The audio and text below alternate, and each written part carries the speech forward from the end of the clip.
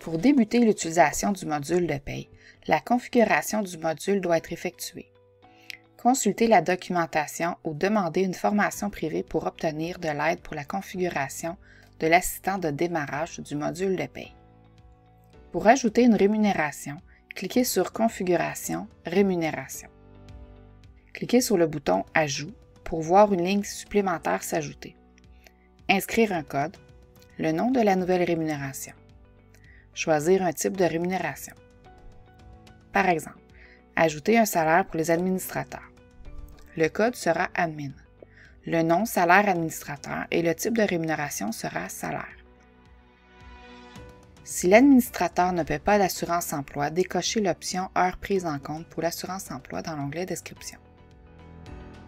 Utilisez l'onglet Retenue gouvernementale exemptée pour aller ajouter les exemptions.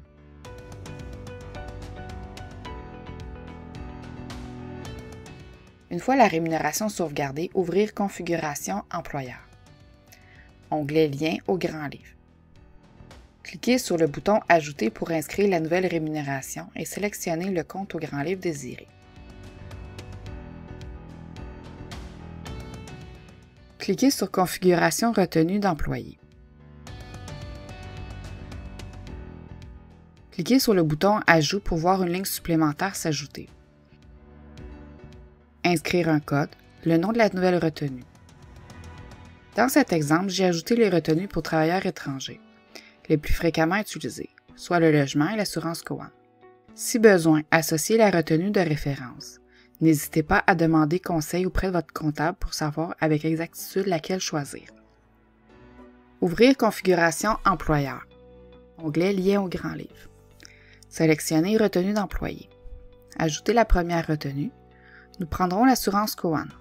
Comme l'entreprise n'est qu'un intermédiaire entre l'employé et l'assurance, utilisez le compte au grand livre 31 000 et l'auxiliaire associé à la COAN créé précédemment dans les auxiliaires d'emprunt. Ajoutez maintenant la deuxième retenue, le logement. Deux possibilités sont offertes. La première, le travailleur loge sur l'entreprise. Un compte de revenu de location de maison, par exemple, sera alors choisi. Dans la deuxième possibilité, le travailleur loge à l'extérieur de l'entreprise. Les comptes utilisés seront donc le 31 000 avec l'auxiliaire du propriétaire du logement ou, simplement, un compte de dépenses appelé « Dépenses travailleurs étrangers ». Sauvegarder. Ouvrir Paye, sélectionnez le bouton Groupe. Les groupes permettent de regrouper les employés et facilitent la gestion, la modification des paramètres et la préparation des payes. La création d'au moins un groupe est obligatoire même si l'entreprise emploie seulement un employé. Les groupes sont créés selon la fréquence de paye. Dans un même groupe, nous pouvons retrouver des administrateurs, des travailleurs étrangers et des travailleurs réguliers. C'est la fréquence de paye qui les réunit et non le type de salaire. Cliquez sur le bouton « Ajouter » pour créer un nouveau groupe. Inscrire le nom du groupe dans la colonne « Nom ». Choisir le registre de paye. Sélectionnez une fréquence de paye selon les 6 choix de période offertes. Dans la partie Détails, à l'onglet Description, inscrire la prochaine période de paye. Par exemple, la prochaine période sera le 1er octobre au 14 octobre si ma fréquence de paye est aux 2 semaines. Payer le jeudi suivant, le 20 octobre. Les employés de ce groupe seront ajoutés à la création des employés. Si en cours d'année, la fréquence de paye vient qu'à changer, il faudra mettre le groupe inactif et en créer un nouveau avec la nouvelle fréquence de paye. Il n'est pas possible de modifier la fréquence de paye d'un groupe une fois créé. Les employés peuvent changer de groupe en cours d'année sans problème. Pour les autres onglets, si des valeurs doivent être instaurées pour tous les membres d'un même groupe, sélectionnez l'onglet désiré. Par exemple, tous les membres auront le même type de salaire. Cliquez sur le bouton « Ajouter » pour inscrire le salaire régulier et le férié. Dans l'onglet « Retenue de l'employé », il est possible de mettre pour tout le groupe l'assurance COAN et le logement, par exemple. Si la valeur est groupe, alors inscrivez les informations pour que tout le monde ait les mêmes valeurs dans leur dossier. Si la source est employé, alors ce sera dans le dossier de chacun des employés qu'il faudra personnaliser chacune des retenues inscrites. Pour les onglets liés au grand livre et paiement, inscrire les informations seulement si les comptes au grand livre ou comptes de paiement sont différents de ce qui a été programmé dans la configuration. Ouvrir Paye, Employé. Cliquez sur le bouton Ajouter pour inscrire un nouvel employé. Entrez un code. Les codes peuvent être 1, 2, 3, 4, 5 ou les initiales de l'employé. Il n'y a pas de norme de prédéfinie. Inscrire le prénom et le nom de famille de l'employé. Sélectionnez le groupe dans les choix. Dans la partie inférieure de la feuille, inscrire le numéro d'assurance sociale de l'employé. Notez qu'il n'est pas obligatoire qu'il soit inscrit à la création de l'employé, en autant qu'il soit inscrit avant la production des relevés 1 et T4 de l'employé. Inscrire la date de naissance. Si l'employé aimerait recevoir un bulletin de paie en espagnol, choisir la langue de communication espagnole. Choisir une indemnité de vacances parmi les choix à faire. Inscrire le taux. À l'onglet Coordonnées, inscrire les coordonnées de l'employé. À l'onglet Période d'emploi, inscrire la date du jour où l'employé est arrivé sur l'entreprise. Ne rien inscrire d'autre dans cette section tant que l'employé n'a pas quitté l'entreprise. À l'onglet Retenue exemptée, si l'employé a moins de 18 ans, il ne doit pas payer de RRQ. Inscrire cette retenue avec le bouton Ajout. À l'onglet Paiement, à moins que l'employé ait besoin d'un compte de paiement autre que celui configuré dans l'assistant Ne rien inscrire. Inscrire les données bancaires de l'employé si l'utilisation du dépôt direct est envisagée. À l'onglet Crédit dépôt personnel. Des montants sont inscrits au fédéral comme au provincial. Ces montants sont les montants personnels de base pour le calcul de l'impôt. Pour effectuer le calcul de l'impôt sur chacune des payes, ce montant est pris en compte selon la fréquence de paye. Concrètement, le montant 14 398 est divisé par le nombre de payes pour l'année. Par exemple, un employé a 52 périodes de paye, donc le 14 398 sera divisé par 52. La somme sera de 276,88. L'impôt sur la paye commencera alors à se calculer dès que la paye aura dépassé ce montant. Le même calcul est valable pour le montant personnel de base du gouvernement provincial. C'est à cet endroit qu'un montant additionnel d'impôt peut être retenu sur chaque paye. À l'onglet Rémunération, ajouter une rémunération avec le bouton Ajouter. Inscrire une date d'entrée en vigueur. Le taux horaire. Ajouter le congé férié comme rémunération. Pour les onglets Avantages imposables et charges de l'employeur, consultez la documentation écrite dans Aide Comment faire pour. Les instructions pour ajouter un avantage imposable sont très bien détaillées. Pour l'onglet Retenue de l'employé, ajoutez une ou des retenues. Par exemple, l'assurance Coan. Inscrire une date d'entrée en vigueur. Sélectionner un type de valeur. Pour l'assurance Coan, le montant par jour travaillé est fréquemment utilisé. Consultez l'organisme qui travaille avec votre entreprise pour connaître le montant exact inscrit dans la case valeur. Si une retenue de type billet d'avion est ajoutée, inscrire une date d'entrée en vigueur. Un type de valeur comme montant fixe par paye. Inscrire la valeur, par exemple 40 $ par paye, sera prélevé sur la paye jusqu'à concurrence de 640. Dans la case maximum par période de paye, inscrire le 640. La période d'emploi comprend la date d'arrivée jusqu'à la date de départ de l'employé. Par exemple, l'employé arrive sur l'entreprise le 1er mars et quitte le 15 octobre. Si l'employé revient un mois plus tard, même si c'est dans la même année civile, ce sera tout de même une nouvelle période d'emploi. Cochez la case « Première période complète » pour que la retenue commence à être prélevée lorsque l'employé aura une paye de 5 jours consécutifs. Pour les onglets Liens au grand livre et Paiement, inscrire les informations seulement si les comptes au grand livre ou comptes de paiement sont différents de ce qui a été programmé dans la configuration.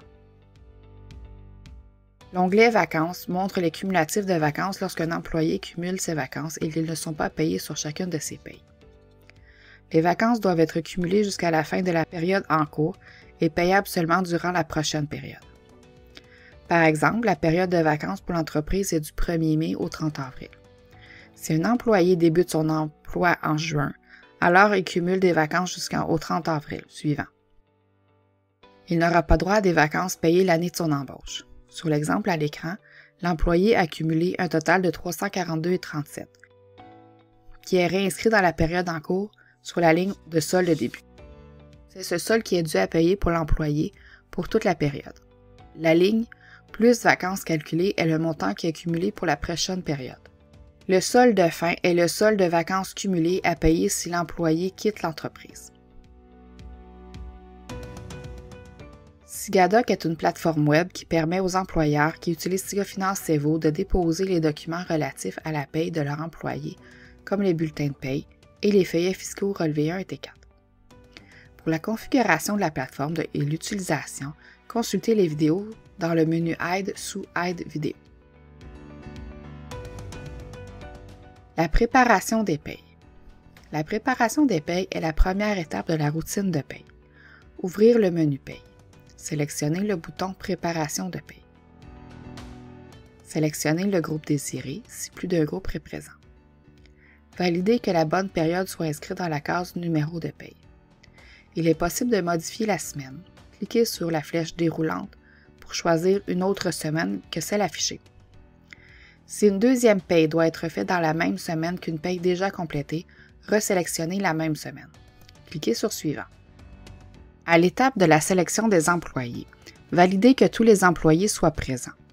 Si une semaine, un employé était absent et qu'aucune paye ne lui est due, décochez l'employé en question. Cliquez sur Suivant. À l'étape d'entrée des heures de travail, saisir les heures travaillées des employés selon le type de rémunération. À l'étape de vérification des payes calculées, tout est encore modifiable. Si un congé férié doit être saisi, ouvrir l'onglet Rémunération, ajouter la rémunération désirée. Pour inscrire les montants d'indemnisation d'un congé férié, effectuez le calcul suivant. Ouvrez le sommaire des payes, prendre le total de paie brute des 4 semaines précédentes le congé férié de l'employé. Divisez le montant par 20. Ce montant devrait être inscrit dans la colonne $ par paie. Ensuite, divisez ce montant par le taux horaire de l'employé. Le résultat devrait être inscrit dans la colonne Nombre d'heures puisque ce sera le nombre d'heures assurables à l'assurance emploi. Si des vacances annuelles doivent être payées sur une paye, sélectionnez le bouton Payer vacances annuelles. Modifiez le montant inscrit dans l'onglet Rémunération si besoin. Si le bouton est inactif, c'est qu'aucune vacance n'est due à payer pour cet employé. Il n'est pas nécessaire d'avoir un montant d'inscrit sur la ligne de salaire régulier. Si un employé quitte l'entreprise, c'est à cette étape que les vacances de fin d'emploi doivent être payées. Cliquez sur le bouton Payer vacances pour fin d'emploi. Le montant n'est pas modifiable. La différence entre les deux types de vacances est principalement dans le fait que le paiement des vacances annuelles cumule des vacances sur les vacances payées, tandis que les vacances de fin d'emploi, aucune vacance supplémentaire n'est calculée. Les soldes de vacances sont remis à zéro pour cet employé. Validez que les retenues d'employés aient les bons montants d'inscrits. Cliquez sur Suivant. À l'étape de finalisation des payes, les cases Génération de paiement et Génération des écritures sont cochées par défaut. Pour enlever cette option, ouvrez les paramètres Entreprise, Paye, décochez les cases. Lors de la finalisation de préparation de paye, si la case Générer écriture des payes n'est pas cochée, alors les payes seront encore modifiables dans la liste des payes. Cliquez sur Procéder. Cette feuille affiche toutes les payes effectuées suite à la préparation des payes. Elle permet de consulter les aspects de la paye comme la rémunération, les retenues gouvernementales ou les retenues d'employés par exemple. Sélectionnez une semaine en particulier ou toutes les payes à partir de la case « Payer le » dans la zone de filtre pour pouvoir afficher à l'écran. Chaque en-tête de colonne offre un filtre qui permet de sélectionner toutes les payes d'un même employé par exemple. Cliquez sur un en-tête de colonne pour voir les informations classées par ordre alphabétique ou chronologique. La colonne Payé indique à l'aide du crochet vert que les payes ont été considérées comme payées.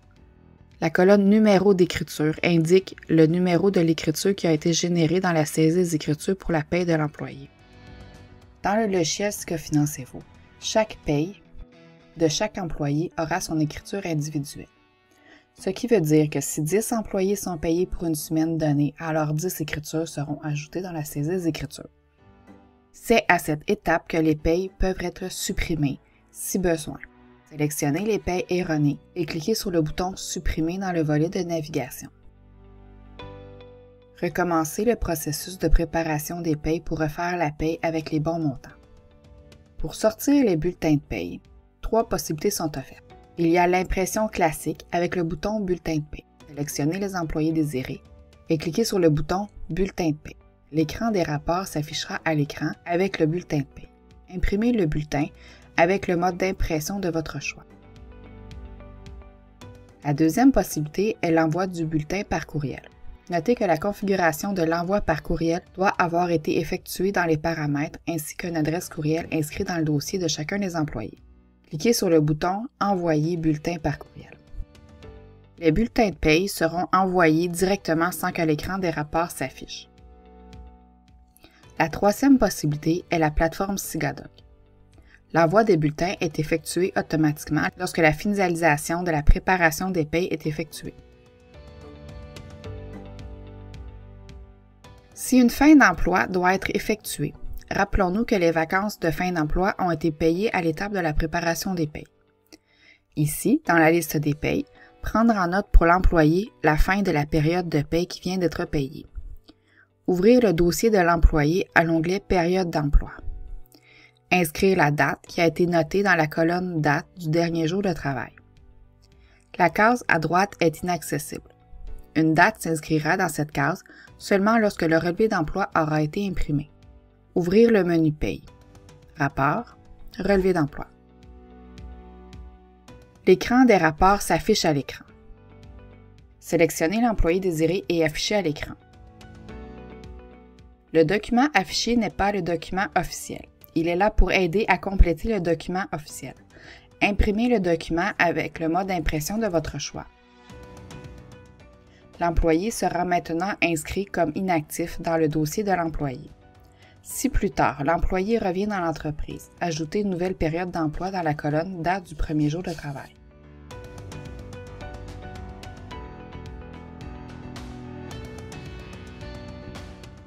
Pour effectuer les remises gouvernementales selon votre période de déclaration, qu'elles soient mensuelles, trimestrielles, semestrielles ou annuelles, une fois que toutes les payes de la période sont générées, il est maintenant temps de procéder aux remises gouvernementales. Ouvrir le menu Paye et sélectionner le bouton Remise. Le processus des remises est divisé par palier gouvernemental. Procéder aux remises d'un palier gouvernemental et refaire le même procédé pour l'autre palier si la période est due également. La première étape consiste à sélectionner le palier désiré dans la zone de filtre pour débuter. Pour la seconde étape, inscrire la date où le paiement sera émis, dans la colonne « Date de versement ».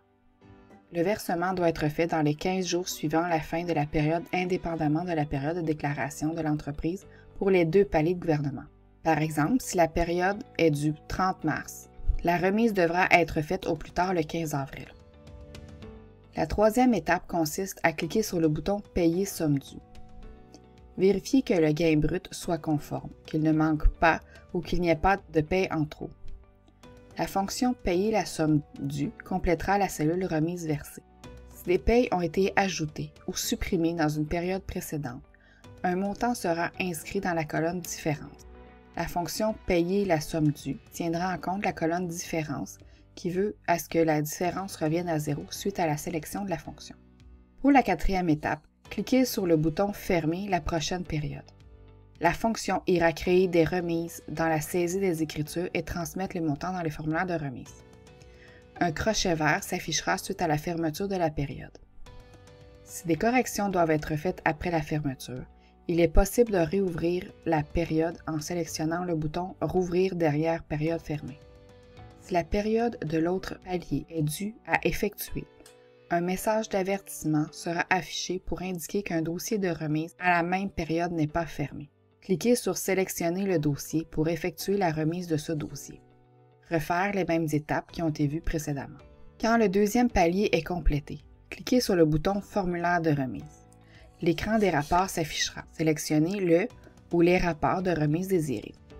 Le rapport des remises correspond au résumé des remises qui ont été faites par palier pour chacune des périodes depuis le début de l'année. Le calcul détaillé de la CNSST est surtout utilisé pour la déclaration des employés à faire avant le 15 mars de chaque année auprès de la CNSST. Le rapport en formulaire est le document qui sert à remplir les documents officiels pour chacun des paliers gouvernementaux. Sélectionnez le dossier et période désirée. Cliquez sur un mode d'impression. Le premier rapport qui s'affiche à l'écran est le rapport de remise pour chacun des paliers. Chacune des remises est comptabilisée avec la part de l'employé et la part de l'employeur combinée. Le deuxième rapport est le formulaire fédéral qui sera utile pour compléter la déclaration officielle. Le formulaire des retenues et cotisations provinciales suit. Tous les montants à remettre sont inscrits avec la part de l'employé et de l'employeur combiné. Le calcul détaillé de la CNESST est utile pour l'employeur qui désire procéder à la déclaration des salaires demandés par la CNESST à chaque année. Vérifiez que les montants et taux soient conformes à ce qui a été versé durant l'année. Cliquez sur un des modes d'impression désirés pour sortir les rapports et remplir les documents officiels. Il est recommandé de garder une copie dans un dossier papier ou numérique pour consulter si besoin. Dans le menu Paye, ouvrir le sommaire des payes. Cette fenêtre permet de consulter les payes transférées dans la comptabilité pour une année précise. Le sommaire affiche à l'écran, selon le filtre choisi et l'année sélectionnée, toutes les payes par groupe d'employés, les payes par employé. Le sommaire est consultatif seulement. Il n'est pas possible d'effectuer des modifications ou suppressions de payes dans cet écran. Sélectionnez le bouton Sommaire des payes dans la zone Rapport pour sélectionner le type de rapport désiré. L'écran des rapports s'affichera avec le rapport choisi précédemment. Le sommaire pour tous les employés regroupera le total de tous les payes réunis. Une section dans le bas du rapport compilera les totals des payes pour chacun des employés. Le nombre d'heures et taux horaires ne sera pas affiché dans ce rapport. Le rapport de sommaire des payes par employé permet de sortir le détail des payes pour la période choisie. Le type de rapport sommaire régulier ne permet pas de voir afficher le taux horaire ni le nombre d'heures travaillées par l'employé. Les options sont inaccessibles. Sélectionnez Sommaire avec colonne Période de paye et chèque dépôt direct. Sélectionnez l'option maintenant disponible. Détaillez les rémunérations séparées avec quantité. Les quantités représentent les heures. Imprimez le rapport à l'écran pour voir afficher le taux horaire, les heures et le cumulatif de ceux-ci, affichés sur le rapport ainsi que les autres retenues à la source pour la partie payée de l'employé. Pour plus d'informations sur le module de paye, consultez la documentation du menu Aide. Le logiciel offre une documentation écrite complète à consulter selon vos besoins. Des aides vidéo sont également disponibles dans le menu Aide. N'hésitez pas à contacter le service à la clientèle en cas de besoin.